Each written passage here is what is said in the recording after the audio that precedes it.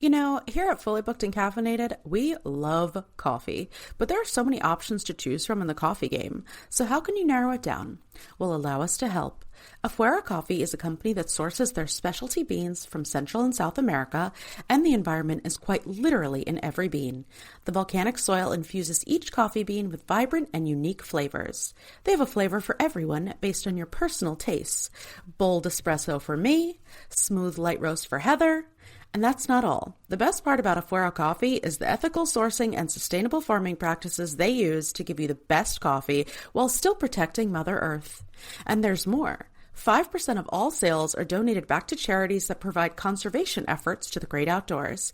If you don't believe me, go to their website, afueracoffee.com, and click on the 5% pledge tab. They have some great info on how much their pledge to charity has already impacted the environment. So check out Afuera Coffee if you're looking for great tasting, vibrant coffee, and you can rest assured knowing that you're contributing not only to your own happiness, but to the environment that we so desperately need to protect. This is an exclusive discount for listeners of our show. Use our promo code to get 15% off any product at afueracoffee.com. That's AFUERA coffee.com. Use promo code CAFFPOD, CAFFPOD. Again, that's afueracoffee.com, promo code CAFFPOD for 15% off sustainable and ethically sourced coffee.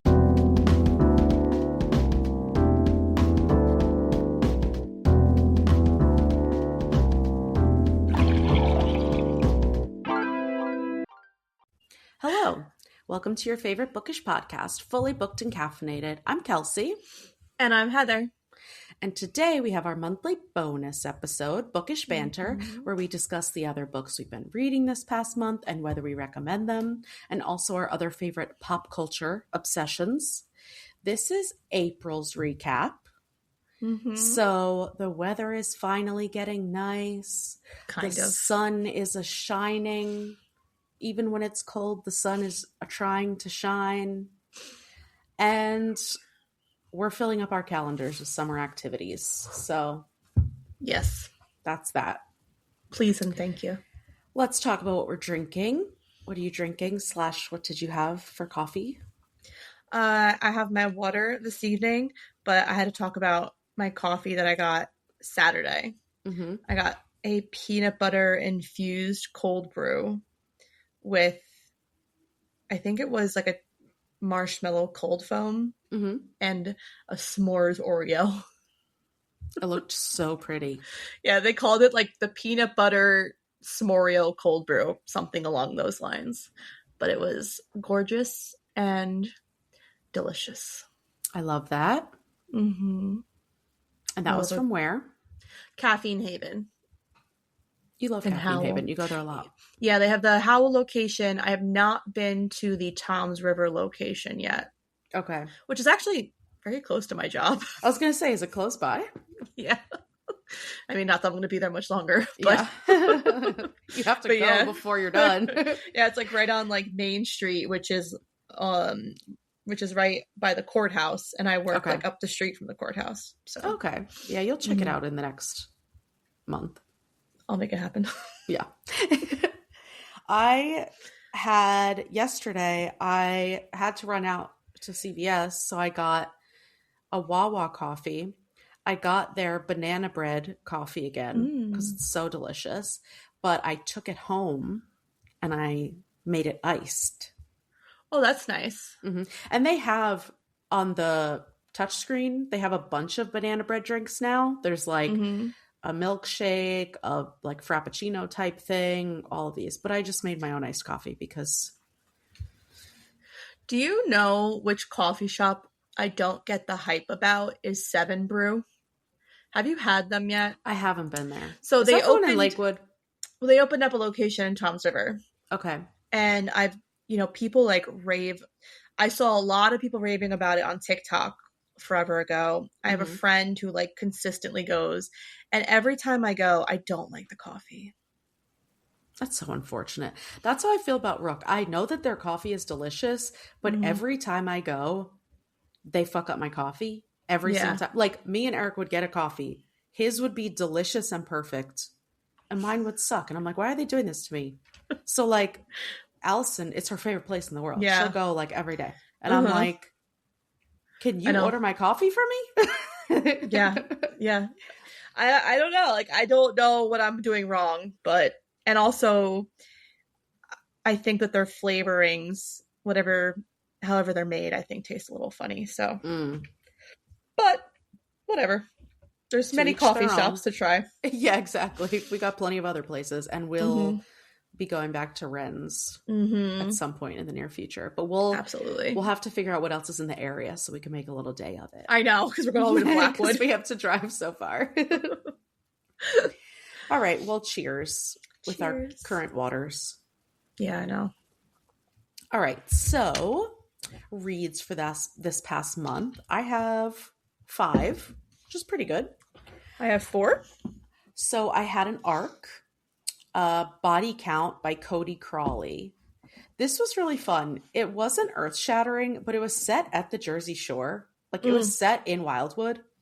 So, I was there for the references and the nostalgia, and like half of the horror stuff happens on the boardwalk on one of these rides, like a fun house. So cool. And all the horror visuals were really good. But the reason I didn't love it is because it had kind of a slow start and I didn't get the humor. Like the jokes didn't land on me. I knew it was a joke, but I didn't think it was funny. So that took me out a little bit. And I was just like, oh. You're like, maybe it's a Gen Z thing. I'm not sure. But I love the Jersey part of it. That's nice. Yeah. That's fun. And then I listened to Such Sharp Teeth by Rachel Harrison. I'm surprised you hadn't read that one yet. I saw you post that and I was like, oh. This was the only one of her list that I still needed to read. And it's because I kept trying to get it on Livy and there was like always a wait, whatever. And then finally I was like, I'll just put it in for the wait. So as usual, I love her main characters, like sarcastic, the banter's so good, the bad decisions. I love it all. The ending was a little bit predictable, but it didn't bother me. It wasn't my favorite by her because it didn't have enough of her like girl power as some of the others do, but I really enjoyed it. And now I have to do a ranking of all the Rachel Harrison books now that I finished them all. Before her new one comes out. I was going to say, she has a new one that comes out this year, correct? Yeah, Kiss, Slay, Replay. I think it comes out in the summer. Yes. So I'm excited for that one. And then I listened to Pet Sematary by Stephen King. So obviously a lot of people have a complicated relationship with Stephen King, right? But I feel like it's my duty as a horror reader to make my way through his catalog. Because like, it's kind of like a rite of passage as a horror reader. You know what I mean? And once again, I'm shocked by how pervy and racially insensitive he is. And his books are too long, right? So the book had an amazing ending, which when I was like looking up Stephen King, everyone's like, oh, his endings are usually really bad. Like that's something he struggles with is like tying up the loose ends and like having a good ending. This had a really good ending, but it took so freaking long to get there. And when you have all of this like fluff in the middle and dragging it out, then you realize even more how pervy he is. So it's like, if you just race through it, maybe I wouldn't realize how freaking weird this is. Like every single woman this main character meets, he has to comment on her boobs. She's a 90-year-old woman and he's like, I could see how when she was 20, her boobs were perky. And it's like, why? He hugs someone. He's like, I could feel her breasts pushing up against me. No, you couldn't. Stop. Why are you hugging her so tight? You're being weird. Maybe this is why my dad loves Stephen King so much. Just, he's definitely for the pervy men. And like being on Horror Talk, it's rough out there. And then I had 2 5-star reads this past month. I'm having such a good year. I've had so many 5-star reads. That's but it's good. Because I'm trying to be more intentional. Like, I'm trying to read books that I think I'm going to love. You know what I mean? Instead of just books that like I bought and now I have to read. Yes. So I read Nothing Tastes as Good by Luc Dumas. This was so fucked up. It's partially a commentary on how society views fat people. because the main character has been like struggling with his weight and yo-yo dieting for his whole life. And then he signs up for this clinical trial with this like miracle weight loss drug, which like, hello, Ozempic. And it is changing his life, but there's some side effects to the drug that he wasn't prepared for. So there's cannibalism, body horror, just a lot of campiness. And I really enjoyed reading it for the horror parts, but the social commentary part is something that's going to stick with me for a while. It kind of reminds me of like Tender as the Flesh. Like, I like the book as a book, but the deeper meanings of it, like, it's such a lasting impression. Like, that book I will never forget. You know what I mean? And it was just so upsetting and so freaking accurate. I liked that this was like a male perspective on how society views I like that too. fat people, like, because we obviously see it so much more with women. And like, I looked up Luke Dumas after, because I was like, if this man has not struggled in his own life, this is a weird fucking book to be writing. But he like posted this whole thing, like he had the same issues, like the main character had like a lot of similarities with him, and he, you know, people would treat him differently when he would lose weight, and, you know, all these things. So I really liked that some of that was personal for him. Yeah. And then my other 5-star read was much different vibes. How to Kill a Guy in 10 Dates by Shaylee Thompson. I know, I really want to read this one. Oh my God, you'll love it. You'll love it. I've seen people like really talking like great about it. Yeah, so the premise is this girl who's obsessed with horror movies and rom-coms goes speed dating with her best friend, and then it turns into a slasher. Like, there's a killer among them. It's super campy, and the entire book is just like slasher kills, sexual tension, endless references to horror movies and rom-coms. So each chapter starts with a quote from a rom-com, but it's reworded to make it horror. So like, one of them is like, I'm just a girl standing in front of a boy asking him to kill her. Like, every single chapter starts like that, and they're just so good. So like you'll love it for the references. Yeah, I do want to read that one for sure. And I've seen like a lot of the people complaining about it or not liking it online. It's like they weren't prepared for like the campiness of it and like kind of the cheesiness of it. So if you go into it knowing that like this isn't a book you're going to take seriously, I think it's really, really good. All right. So yeah, I think you'll like it. Good to know. All right. That's all I've got. Tell me about your reads for this past month. So I actually finished a book on like March 30th. So I have one from March. I read Divine Rivals by Rebecca Ross, which is a YA romantasy, and it was very, very popular on. Yeah, I remember seeing it. I saw it all over the internet. It came out, I believe that one was 2 years ago, because then Ruthless Vows, which I have loaded on my Kindle, have not started yet, was like the sequel to it. It was kind of like a duology. And then the book that I had read last month, Wild Reverence, or the month before, whenever that was like the prequel to this. Okay. But it's not really much of a like, you can definitely read Wild Reverence like after you read the other two books, or whenever you want, because it doesn't really have much effect whatsoever on this story.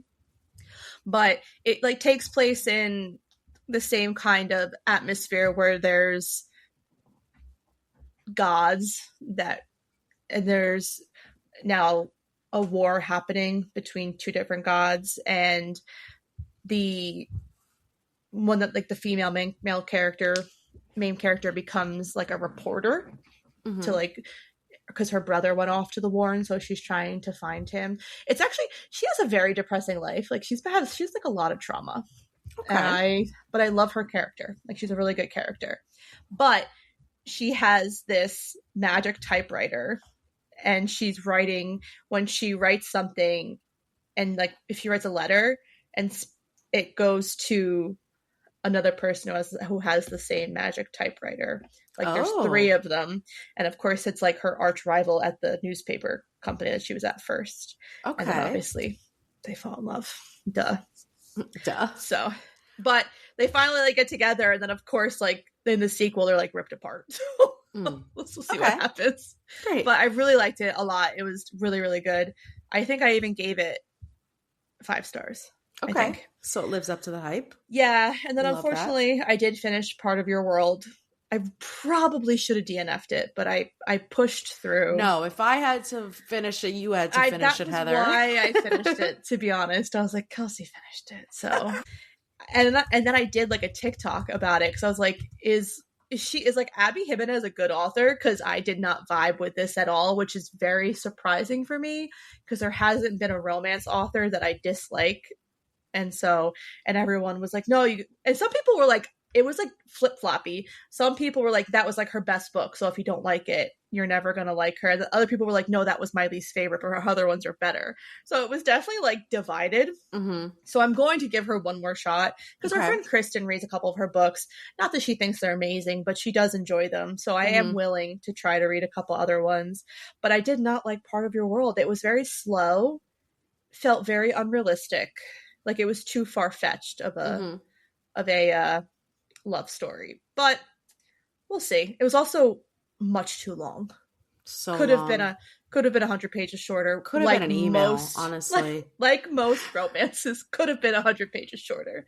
So we'll see. Eventually, when I come back with another Abby Jimenez book, it'll either be Never Again or okay, she's not too bad.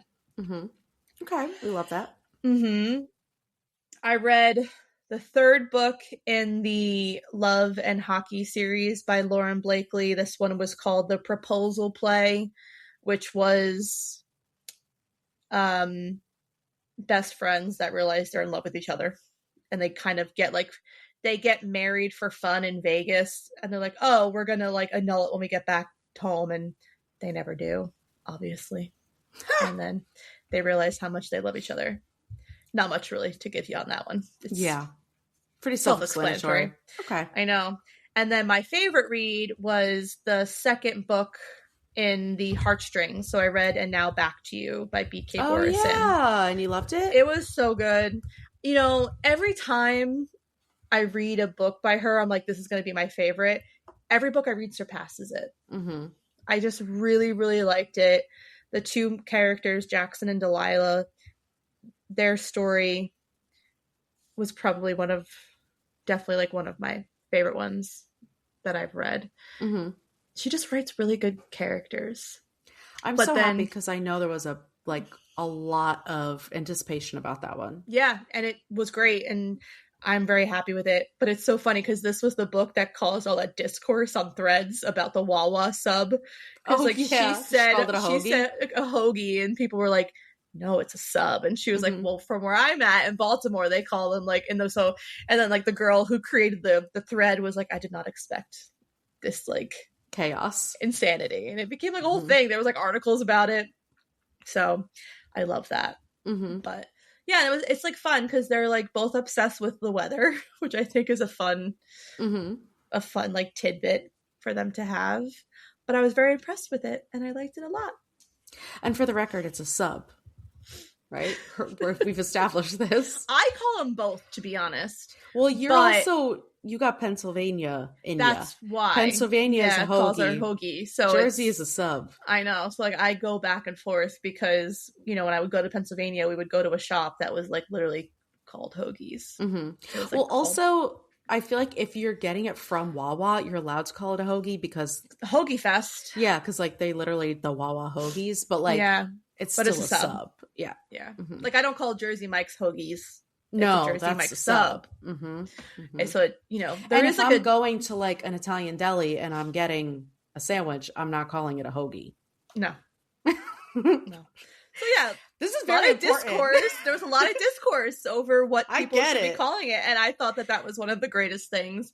I truly am loving Threads more and more. And now I get the hype of Threads. So that's going to be probably my new favorite social media app. This is how I used to feel about Twitter. I know. But now Twitter went downhill so fast. I have to stop myself from going on Threads because I'll be on there for an hour. And then I'll fall down rabbit holes. Because the comment sections are so good. The best place that you could ever be. Mm-hmm. When a Republican finds themselves on Threads and then it's just 6,000 comments of people just ripping it apart. I'm like, yeah, one came up today on my feed, and it was like a girl posting, and she's like, I don't get why everyone hates that I'm MAGA. Don't worry, the internet will tell you, babe. And I'm like, is this rage bait? And a lot of people aren't even posting to Threads. They're posting to Facebook, and it automatically posts to Threads, so they don't even realize that they're getting ruined. Oh, I didn't know that was a thing. Yeah, which I love. But yeah. All right, so good month.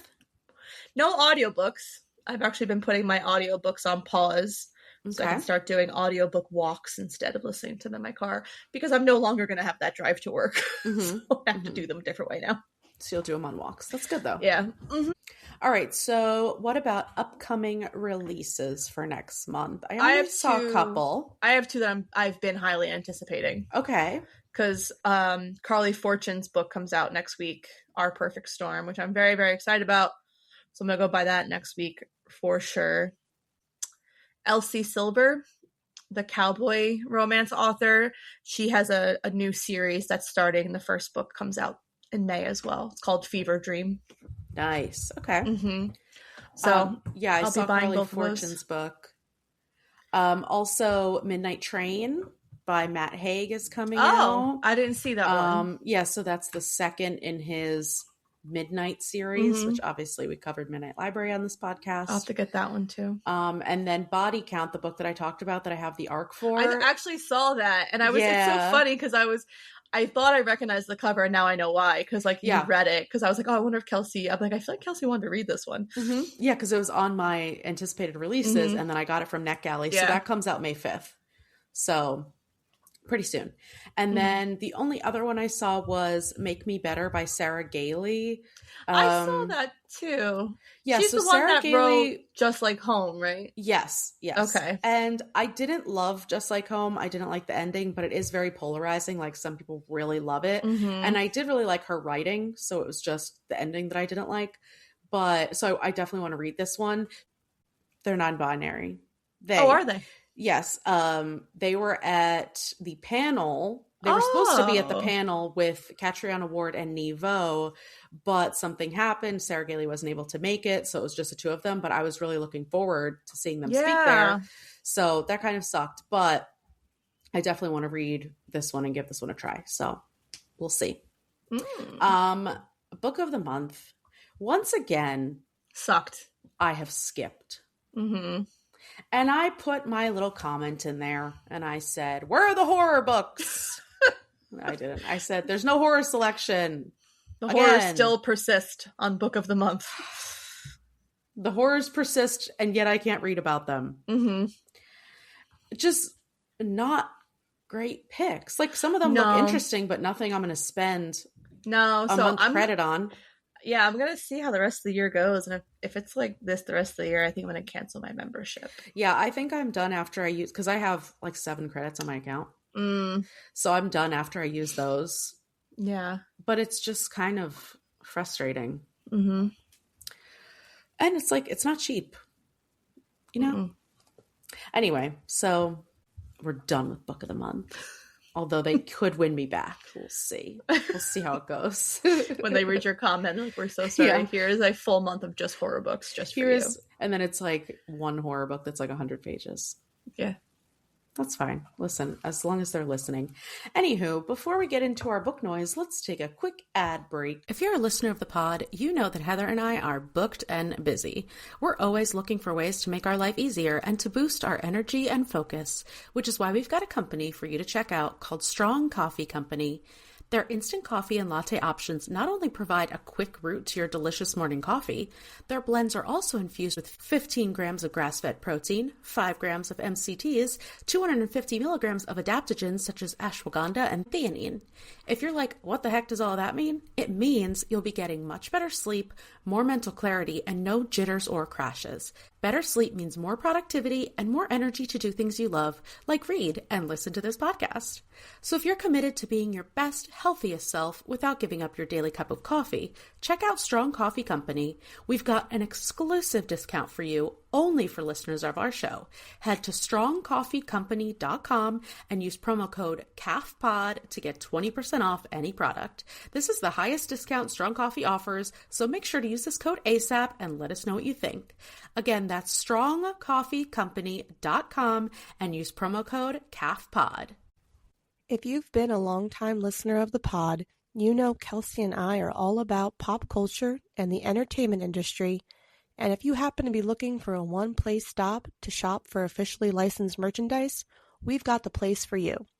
Old Glory is the ultimate destination to shop, offering over 300,000 items for music, sports, entertainment, and pop culture fans. This family-owned superstore has provided high-quality clothing and accessories since 1969, featuring the world's most iconic bands, sports teams, fan-favorite apparel, and quirky gifts, which means there's truly something for everyone. With free standard shipping and same-day order processing, Old Glory delivers fast and reliable service with every purchase.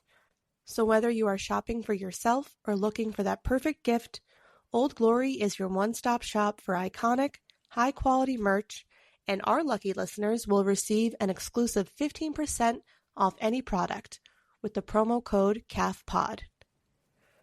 So head on over to oldglory.com to begin shopping their wide range of high-quality merchandise and get that exclusive discount.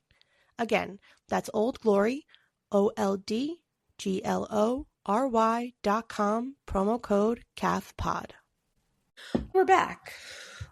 Yes. During the break, we were talking about book events that we're going to be going to. So stay tuned. Just kidding. You're going to be here anyway. Okay, so let's talk about our book noise. I have 3 pieces this month. Got a frog in my throat. All right. So our first piece of book noise is about someone who's been very popular lately. Andy Weir. So recently, people online were speculating about symbolism and politics, as we do. And, you know, because Project Hail Mary is so huge right now, and I mean, the amount of people, even when we went to the coffee shop, someone reading in there, one of our friends was reading it. I know that our other friend just did a buddy read. Anyway, everyone is reading this book because of the movie, okay?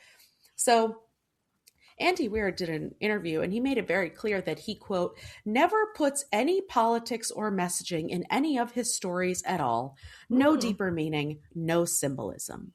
Okay. He also went on to say that he dislikes stories with a political or social agenda, and that the reason Project Hail Mary is so successful as a movie is due to its lack of political messaging. Okay. Just say you're a fucking Republican, dude. So that we can publicly shame you, because you sound fucking dumb.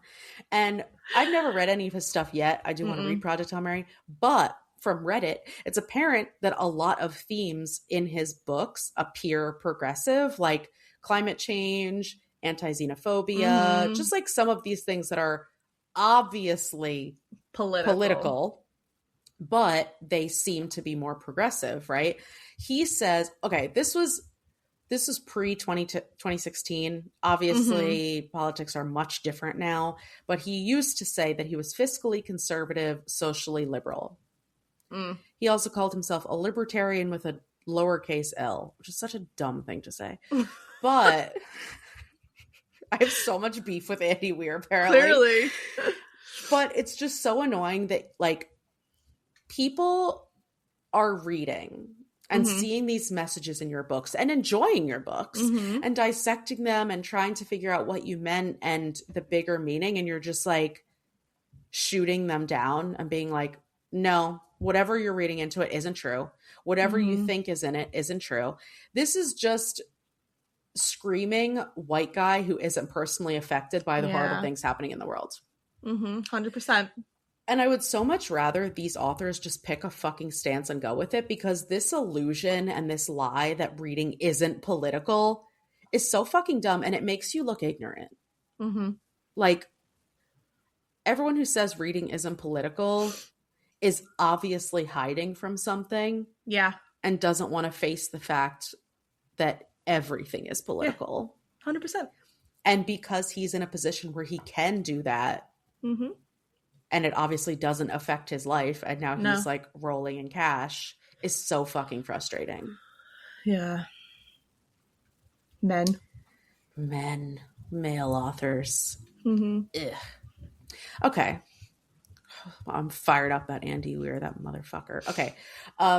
Let's talk about some more ridiculously ignorant people in the book world. So great. There's this creator on Bookstagram. She has 112,000 followers currently, but she recently faced a lot of backlash because she read The House in the Cerulean Sea, which we reviewed on this podcast. We loved it. And she hated it because there was a gay couple. She said on her Instagram story, "I'm not interested in reading books with forced relationships that don't align with God's design." Super homophobic. Okay. Now, everyone who isn't a Bible thumper was obviously like ridiculously upset about how homophobic this is, but I don't know why anyone is surprised, because if you go to her profile, I mean, I have her blocked now, but if you go to her profile, like, there's Jesus shit everywhere. It's all Christianity. And her pinned post, which is like, what you can expect from my page, says that there's only 2 genders and that she won't promote any books about like sin or I don't know. So you're telling me she's not going to read Priest? She's just reading the Bible. I feel like she's reading Priest in secret. Maybe. I feel like this is who Priest is written for. But anyway, obviously she was a hateful bigot already. Yeah. But it just like blew up because she said this. And like also because you read the book knowing that like his books are LGBTQ. Yeah, that's kind of interesting. Like, even if you did like a brief lookup of the book prior to reading it, I would assume, get the vibes. Yeah, I'm looking up right now to see if it's tags LGBTQ. I think it is. Girl, it is the 3rd tag on Goodreads is LGBTQ. So like you're just being a hater for no reason. Yeah, 100%. But my favorite thing to come out of it is that obviously my side of Bookstagram, which is darker, weird girl lit and horror, they're making so many posts about reading with biblical conviction. And then it's just the darkest religious horror books that you've ever seen. And I just love it so much. Funny. I even made a post about it. I was like, yeah, I'm reading with biblical conviction. I love that. Love it so much. So something good did come out of it. I got a whole new slew of book recs. Love that. Okay, now another internet book person. There's this author. Her name is Sarah Schutz on TikTok. Do you know about this person? That's a fun name. So she has 320,000 followers on TikTok, and she was an author. Okay. So she wrote this book. I think it was about a girl being like kidnapped and taken to trauma camp. You know those like camps? I don't think it was a conversion camp, but you know those trauma camps for like bad kids, quote unquote. Yeah. That Paris Hilton went to. So it was about that. I think it was fiction, but it was like about her life, whatever. I don't know. So she wrote this book and someone got an arc of it, left a Goodreads review, gave her 4 stars. Oh, I did hear about this. Yes. I did hear about this. So she made a video calling them a bitch. Literally said, "This bitch left this review, blah, blah, blah. You said it was incredible, but then you only gave me 4 stars, blah, blah." And then everyone was calling her out, like, what the fuck is wrong with you? Like, first of all, she gave you a good review. And second of all, how dare you? Yeah. And she posted another video saying, "Oh, you guys can't take a joke. I got alerted on community guidelines because you guys can't take a joke. I'm a comedian." Since you are not a comedian. I know that trauma makes us funny. That doesn't make you a comedian. Oh my God. So her publisher dropped her after this, obviously, because that shit is absolutely buck wild. And now her book like isn't even available to review on Goodreads, which is funny. So after Book Talk canceled her, she had to switch careers. Okay. So she's now a food blogger. That's what I heard too. Yeah. And she's still doing dumb shit because recently, she posted this video about how she was going out for anniversary dinner, right? And you have to have seen this. She starts the video by saying, I wasn't planning on filming our anniversary dinner, but there was a dead body outside. And she videos a dead body across the street, like being taken with a sheet over it by the morgue, by the coroner, and like videos it across the street. Then she just goes on, makes a normal video about their food. And then at the end, there's like a photo of them. And the caption says, walked home under the red and blue lights. Girl, what? Okay. Like, she's just so unaware of what the fuck is going on. Like, you already got canceled. You had to switch careers. And now you're putting a dead body, not only a literal dead body in your video, but then being like, haha, anniversary dinner. What a wild time. Yeah, that's a little tasteless. Yeah. So, needless to say, she cannot stay away from controversy, this woman. Clearly. And God, is it entertaining, but horrible. But entertaining how these people... I mean, she has 320,000 followers. Like, she's making so much money off TikTok, which is so annoying. I know. But that's the book world. Get canceled, switch your career to food blogging. That's crazy. And then apparently I didn't watch the whole video, but apparently she was talking shit about the dinner that she had at this place. Of course she did. And people were like, this place is delicious. Like, you just suck. All right. That's all the book noise we have for this month. Basically, I have one. Oh, you do? Oh, let's hear it. Okay. I sent this to you in TikTok, and I remembered that I sent it to you in TikTok. Amazing. So I went back today to find the TikTok. I had to go through our thread for a little bit. Yeah, we've got a thread. I was like, oh gosh. I was like, we messaged you. You and I messaged more than I thought we did. We've got like TikTok, too many. our texts, and then 2 different Instagram accounts. Yeah, all have a different thread with Heather, but it's fine. It's fine. It's fine. So this gentleman author, who I don't remember his name, that's bad on me, but he seems nice. He was talking about how the books that we read years ago now have modern references that shouldn't be there, or like couldn't have been there when you read it. So for instance, so they're saying that publishers are now quietly updating older books to add modern references. And the one that has like a lot of smoke about it is Pretty Little Liars. So like he shows like the screenshots, and in the book, the original, it's obviously very much referencing pop culture in that time. Mona asks somebody, she's like, do you guys want to come over and watch Fear Factor? Which, fun. Fear Factor was always a fun one. Mm-hmm. And now when you look at the ebook version, it says, do you guys want to come over and watch this cool TikTok I found? What?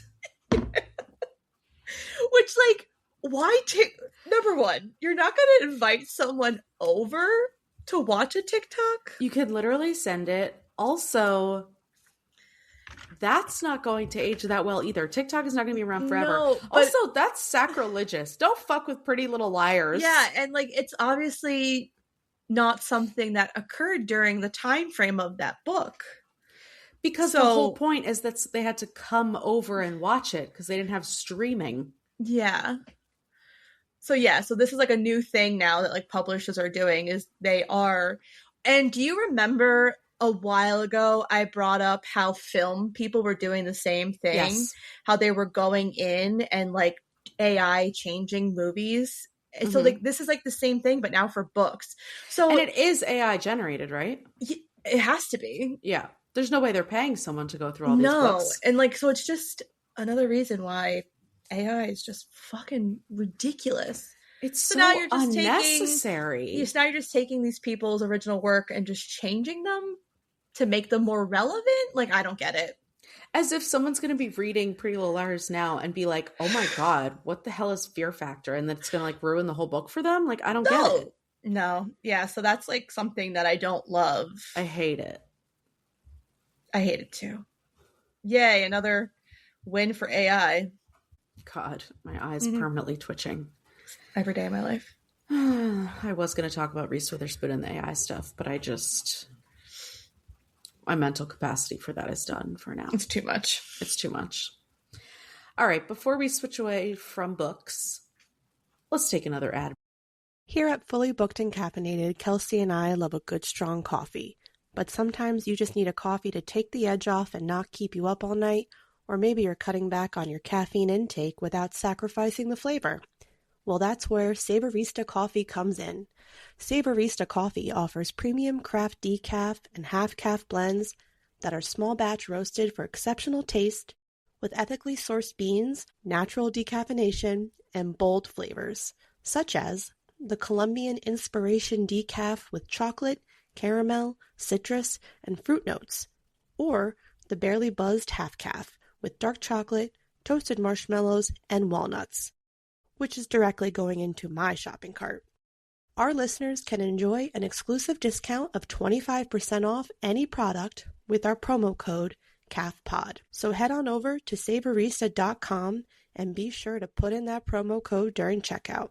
Again, that's Savorista, SAVORISTA.com, promo code CAFPOD, to try out what customers rave to be the best decaf coffee they've ever tried. Break. And we're back. Yay! All right, so moving away from books, let's talk about TV, movies, podcasts, other stuff. Okay, reality TV. We're obviously still watching Survivor. The season is so good. Yeah, I can't believe there are people who don't watch Survivor, Heather. Last night's episode is one of my all-time favorites. It was so good. So good. And I am just overwhelmed by how rich Mr. Beast is. Oh, I know. And I've watched him on YouTube before because Eric watches him all the time. So I've seen his stuff. And I thought I was going to be real pissed off when he was on the show after Mr. Brian What was his name? Zach Bryan? Yeah, him. No, Zach Brown. Zach Brown. Zach Brown. Not Zach Brown. I don't know anything about country singers, obviously. After his rendezvous or Billie Eilish, who does not give a single fuck about Survivor. Well, did you see? No, because you watched it. I watched it live, and there was a commercial, and she was in the commercial saying that she loves Survivor, and that next week we're going to get a sneak preview at some movie that she's doing. Was it AI generated? Are you sure this was the real Billie Eilish? Because in my mind, she doesn't even know this is happening. Yeah. No, she's an actual. It does seem like she may be a fan of the show. I mean, she hasn't posted a single thing, and they've said her name 150,000 times. Maybe they were waiting for the movie release date. She was like, you have to say my name at least 200 times before I will comment on. Probably. Okay. That actually tracks. Yeah. All right. Anywho, yes. I am of two minds about the twists. I think they're great for season 50, and none of them have pissed me off yet because none of them have adversely affected Ozzy or Suri. Yeah. And I will change my mind if one of them does. I agree with that. But as of right now, I'm loving it. Me too. It's such a good season. And of the people left, I'm okay with most of them winning. Yeah. I didn't want Stephanie's bitch ass to win. I was so nervous. I was getting real nervous for a while. I was like, she's going farther than I would have liked her to. Yeah, but the way that they just read her for filth last night. I know. And every time Devin's like, the truth, by the way, which I spoke. The truth that I said, by the way. And Suri's like, girl, I know you're telling the truth. I know Stephanie's snake ass. Mm-hmm. Anywho. Yeah, so such a good season. Jonathan better be next. I hope so. Because he's another one that I don't want to win. Everyone else I'd be okay with. Yeah. And Aubrey is a Looney Tune, man. I'm loving her more and more. She is good TV. Mm-hmm. And I get ripped the head off that grub. And she's running around, shaking it in her teeth. I feel like I get why she was so unhappy at first because she didn't feel like she could be this crazy ass I agree with that. Yeah. And now she feels more comfortable. Mm-hmm. But yeah, she's growing on me a lot. Devon's is growing on me too. Oh gosh. His performance last night was pure brilliance. His read was incredible. When he was like, I'm going into this tribal council only to cause chaos. Mm-hmm. And like he did it perfectly. Mm-hmm. And not in a like Hail Mary, I'm making up lies. No. Everyone knew he was telling the truth. And he was doing it just that's what he wants to be known for from here on out. 100%. I loved it. We watched Temptation Island, which also was this past month, if you can believe it. Not a very good season. No, but I missed Mark Wahlberg on my screen, and he did so good. He's just... And why are they doing the reunion on Nick Viall's podcast instead of Mark Wahlberg's podcast? Why? Yeah. I don't know why he's getting all these, because he got Age of Attraction. He got... Mormon Wives. He's done Mormon Wives. Yeah, but there's another one he had. He did Bachelor in Paradise. Maybe that's what I'm thinking of. I mean, he's partnering with Kinetic, who does all the Netflix stuff, and obviously someone from Hulu. But like, why? I hate this man. I mean, Age of Attraction is obvious because that's his show. Yes, that one I understand, but it's just annoying. I would have preferred them to do like an actual reunion like they do for Love is Blind. Yeah, because they still had to fly everyone out. Why wouldn't they just fly out and do a regular reunion? Yeah. It was stupid. I mean, maybe I didn't need it for this season because the season was boring and I don't care about any of these people. But I still would have just liked more Mark Wahlberg. I know. And like the TikToks his daughter has been posting have been giving me so much life. 100%. I love them so much. And I still am petitioning for him to be my therapist. If he's taking new patients, I'll be there. I know he's not licensed or certified. I don't care. Don't even care. Don't care. Don't care. I want him to tell me how beautiful I am on the inside. I want him to tell me that I'm a gem. And that I deserve the world. Wow. And he's really gotten used to his teeth now. So he doesn't look as scary. The first time we saw them, we're like, whoa. Like, oh my God. Look at those new pearly whites. He wasn't used to them yet. And they were just really sticking out. Now he's definitely fit his mouth around them. Yeah.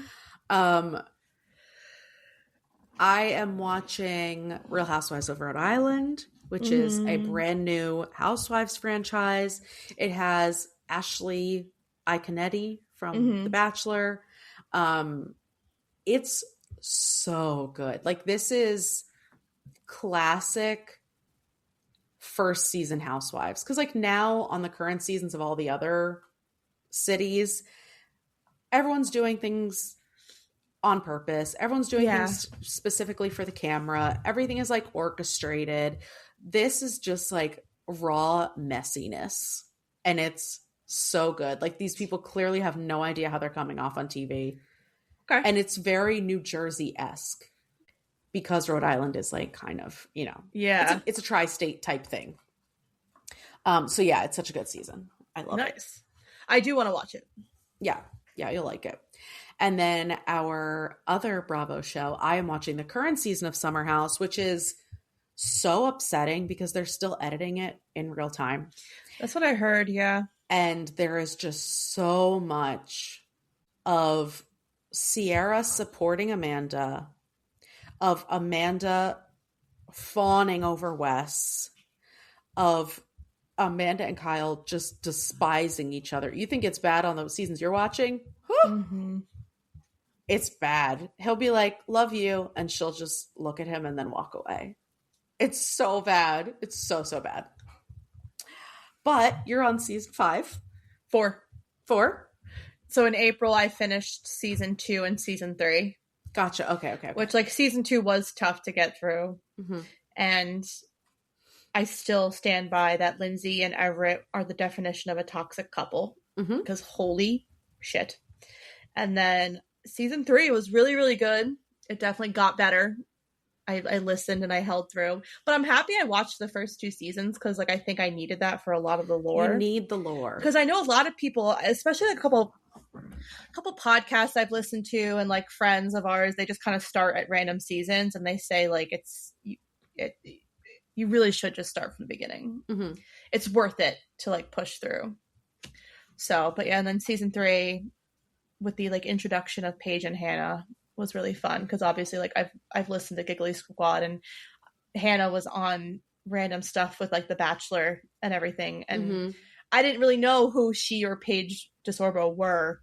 I liked them, but I didn't know who they were. So now watching them, I'm like, oh, I get it. Like, I get, like, why everyone loves them so much, but still don't need to know about Hannah's tennis career every day of my life. But then someone told me when I posted a TikTok about it, someone commented and said that, like, production made her do that. Okay, I saw that comment too. And, like, fair enough, but they didn't make you do anything. Do you think they were going to fire you if you said, no, I don't want to talk about tennis anymore? No, I agree with you. I still hated it. Whether production told her to do it or not, it didn't need to come up in every episode. And, like, now in season 4, luckily she stopped talking about it, but now I just watch her playing every single day with Luke. It's irrelevant. It's so irrelevant. Maybe just because I don't like tennis. I don't know. It's so irrelevant. Yeah. But no, I am officially a Summer House fan. I love that. I can't wait for you to be caught up and in the discourse. Because it's wild. Other than that, for reality, I watched... We did Age of Attraction. Oh, I didn't. You didn't finish it? I watched the first 3 episodes. Oh, I thought you finished. I couldn't do it.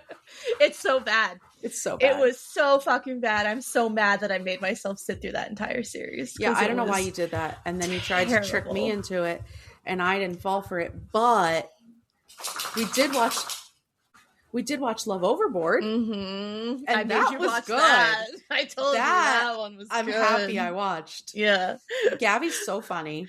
Oh my God. The sexual jokes were so spot on. Like, perfect comedic timing. And just her delivery with her like deadpan vocal fry. Yeah, I loved it. And there were so many entertaining people on that show. Like, it wasn't like one villain and no, it was like there was so many. It was wonderful. It's a horrible show, but it's amazing. Yeah. And then I watched $1 Million Secret. Don't tell me about it because I'm going to watch it. I won't, but I'm going to say I do love this show, and it is very Traitors-esque, obviously not as good as the Traitors. I do think they have to fix the format of the show. This season, the clues were very obvious. The secret agendas were very hard. Like, and the clues were so specific. Like, it would be like, their name started with an H and ended with an ether. And you're like, who could it be?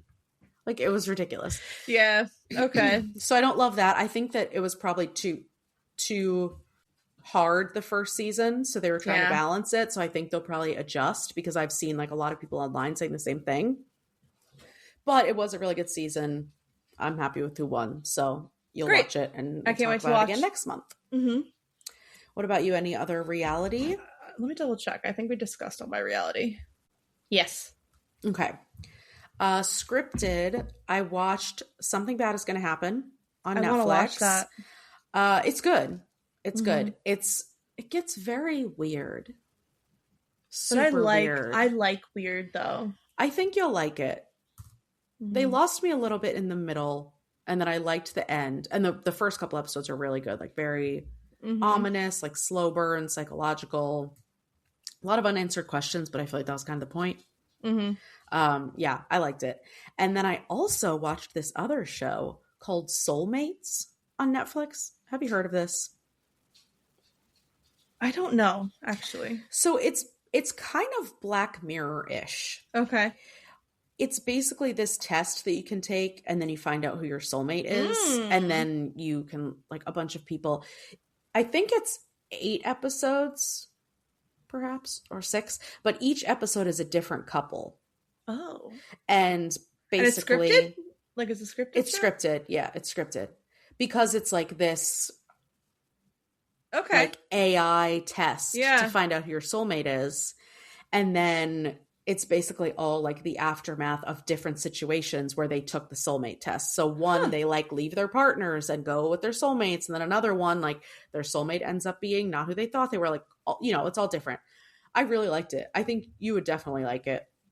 Except the whole thing is it's supposed to be this like technologically advanced. The only thing technologically advanced was that their phones were clear. Why were their phones clear? I don't know. Did you recognize any of the actors? Yeah, you'll know all of them. Oh, shut up. This came out in 2020. Oh, really? Oh, no, wait. Oh my God, what's going on? Sorry.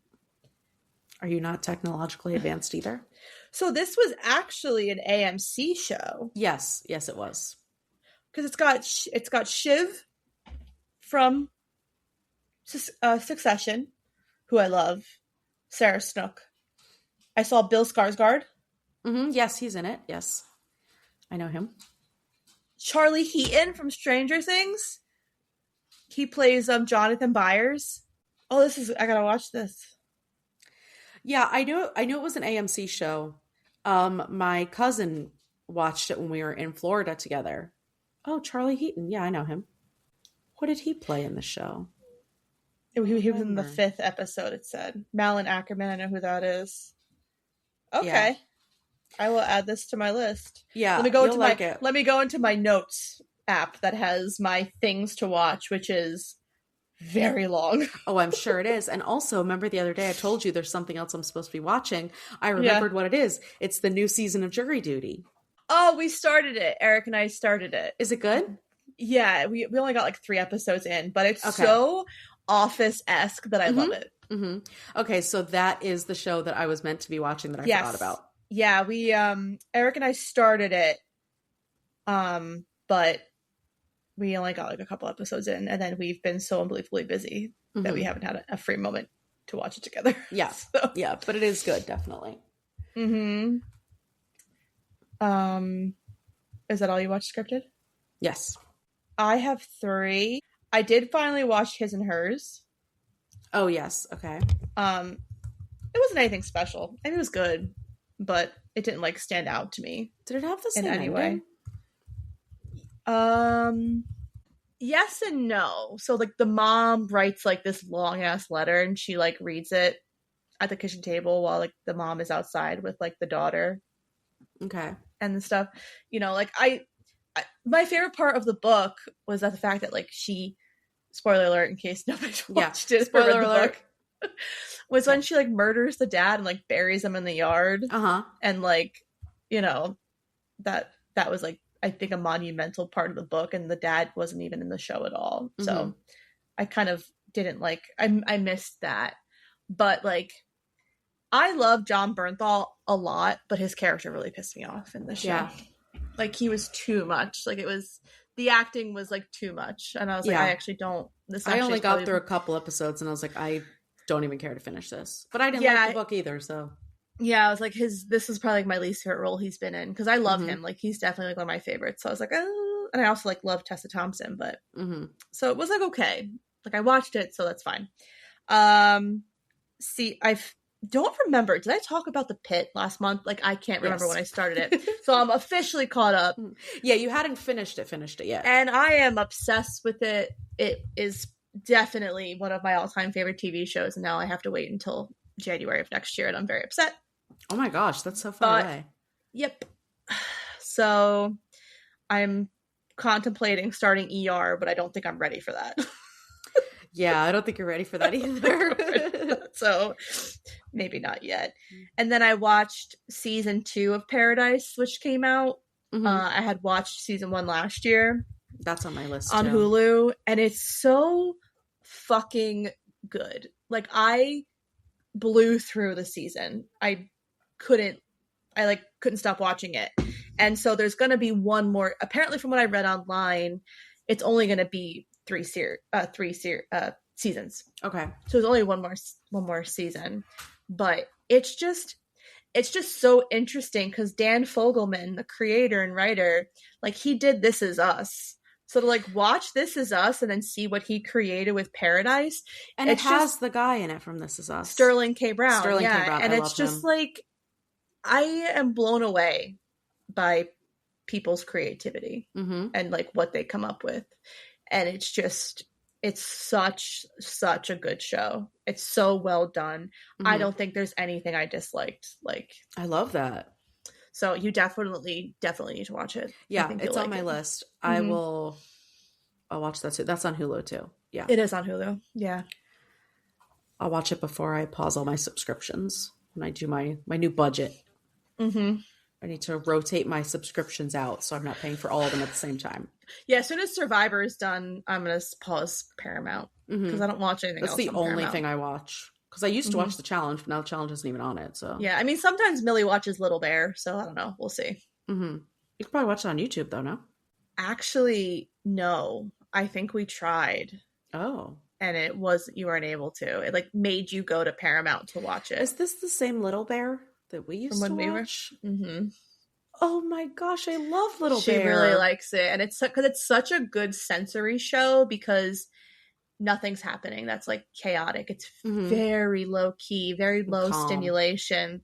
And exactly. And so she does like that one. We try to stray away from high stimulated shows or like high sensory because like she watches a lot of YouTube. Like her favorite right now is The Wiggles, and like we like The Wiggles, but there's this other group in Australia that's called I'm gonna go off on a tangent, sorry. There's another group called Bounce Patrol, and their videos are so fucking bright and like overstimulating, and Millie really liked it, but I was like no, like we're not watching this. Like this is, they're way too much, because they did a couple of videos with the Wiggles, which was fine. They did like a couple songs, but when their stuff was coming on and like they make very exaggerated facial expressions to the point that I feel uncomfortable, so I was like we're not going to watch this one. But it's you don't want to give her anxiety when she's it's weird little girl. Like the Wiggles have been around for a very, very long time.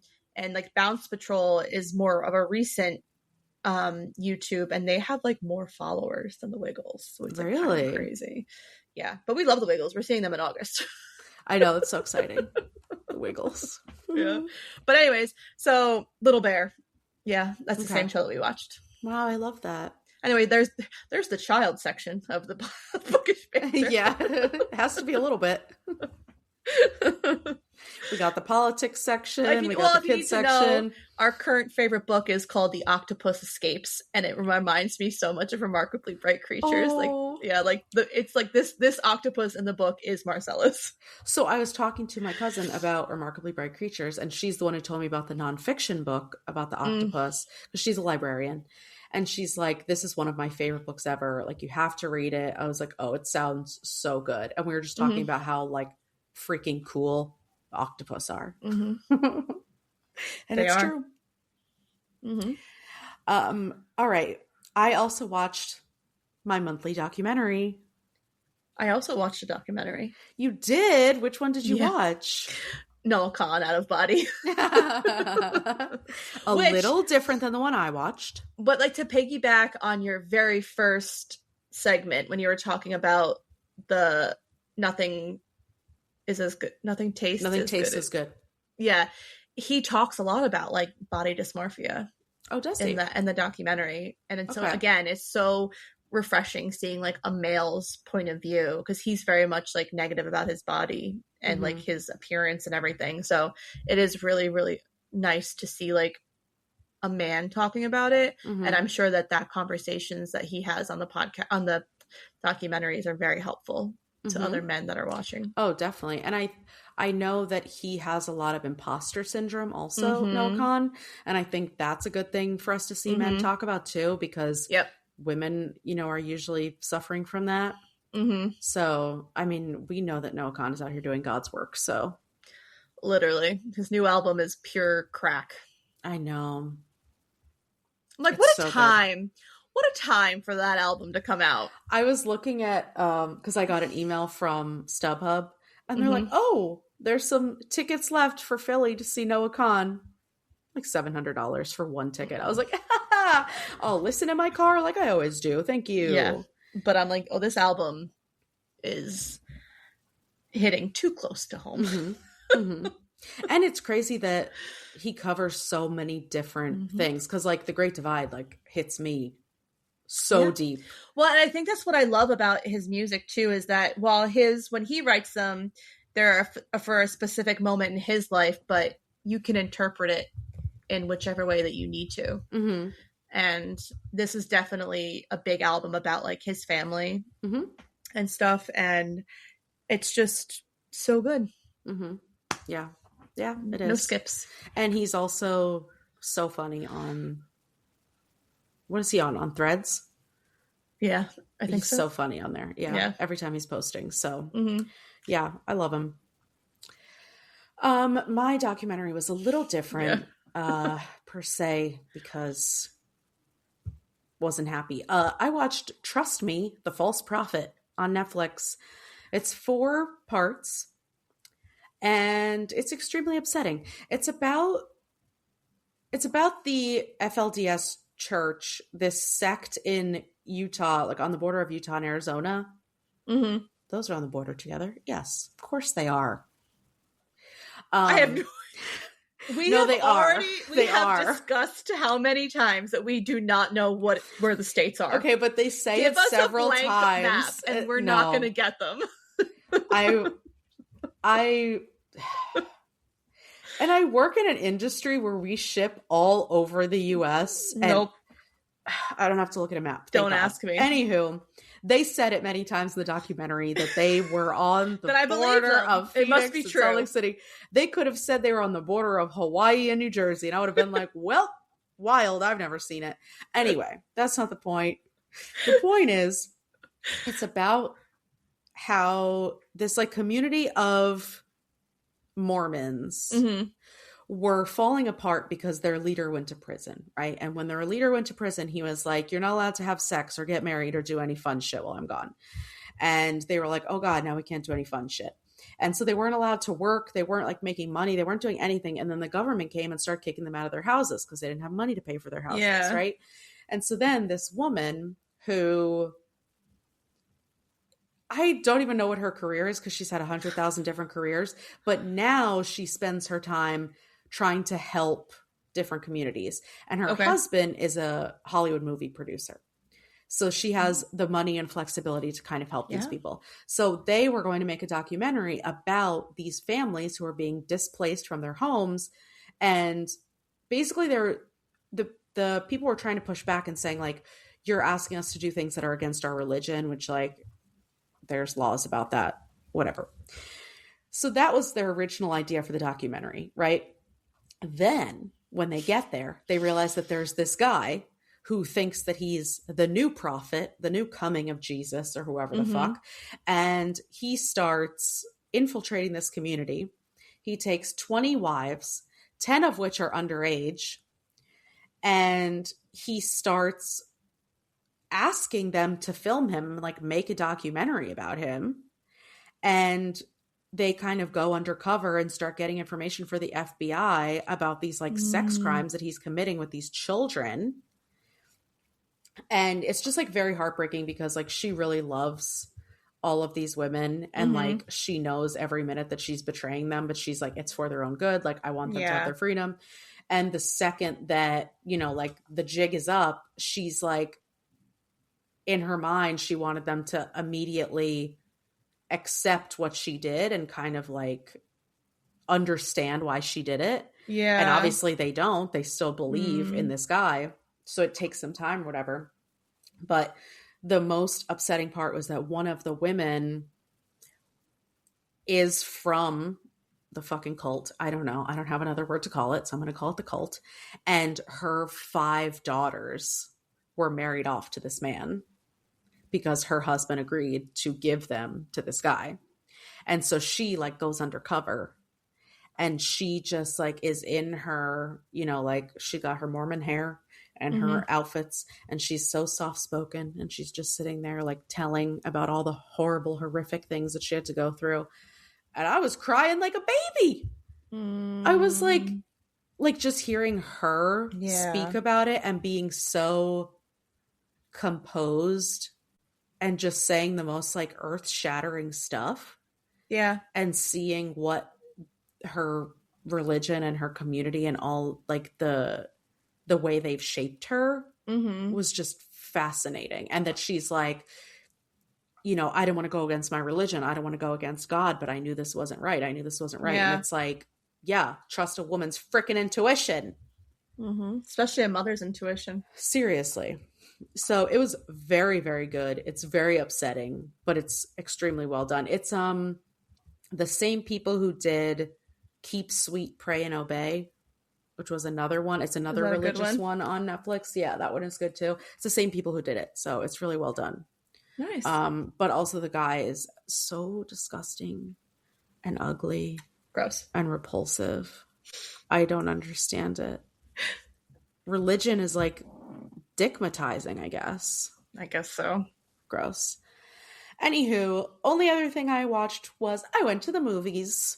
Yes. And I saw Forbidden Fruits, which is now on streaming, but for rent. Oh, it is? It's for rent, not free yet. I definitely want to watch it when it's like you're going to love it. It's very good. It's good. Is it good?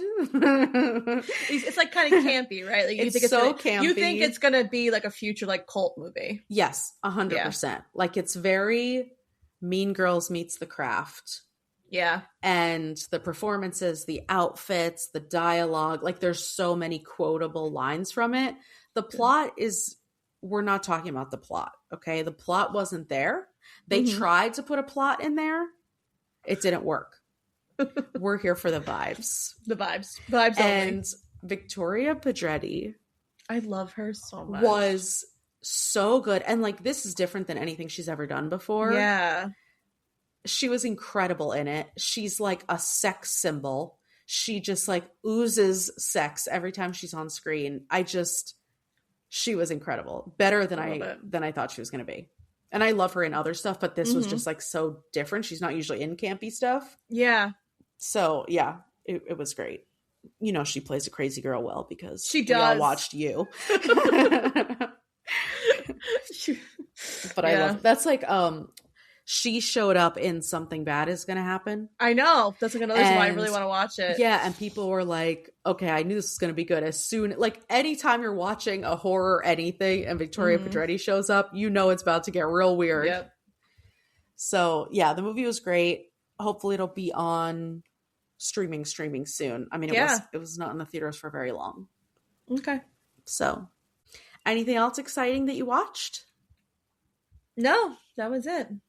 We've got a movie date planned, so we'll talk about a movie when we are back next month. And I am going to start doing the Screen Unseen with AMC. Have you heard about this? No. So you get a discounted ticket, but you don't know what movie you're going to. So it's called like Screen Unseen. Oh, I like that a lot. And you just show up to the theater. The only thing they tell you is the rating. Okay. So you know if it's going to be like R rated, whatever. So I don't know how much cheaper the tickets are because it's always been on Mondays or Tuesdays and I could never do it before. So I want to start going to those because some people have seen like really good horror movies and like, I just like going to the movies. I don't want to go and have it be Michael Jackson's movie, but I mean, I'll watch it if it is. I guess I couldn't do it because if it's a horror movie, I would just walk right out. Yeah, you would have to be a little more. I wonder if they tell you the genre. I don't think they do. They probably don't. But I feel like they have to. Does Screen Unseen? Oh, okay. It wouldn't be a horror movie. Oh, okay. So they don't tell you the genre ahead of time. They just tell you the rating and the runtime. So you could like figure out what movie it is, obviously, by looking at the rating and the runtime. But horror movies are in a separate thing. It's called Scream Unseen.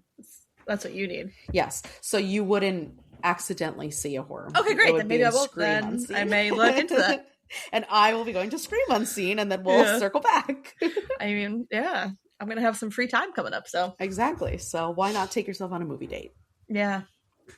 All right. Well, that's all we have for this month. It was a lot. Oh my gosh, it was a lot. Mm-hmm. If you like what you heard, please make sure to follow, subscribe, and rate and review the podcast on whatever platform you're listening on. If you have any book recommendations or questions for us, you can email us at fullybookedcalfpod@gmail.com. Also go and follow us on our socials to see our upcoming reads. We are on Instagram and TikTok at fullybookedcalfpod. We also have the links to our sponsors in the episode description. So if you want any of those links or any of the coupon codes, they're in the episode description of each episode. Thanks for checking us out. And remember, if you need us, we're fully booked. Bye. Bye.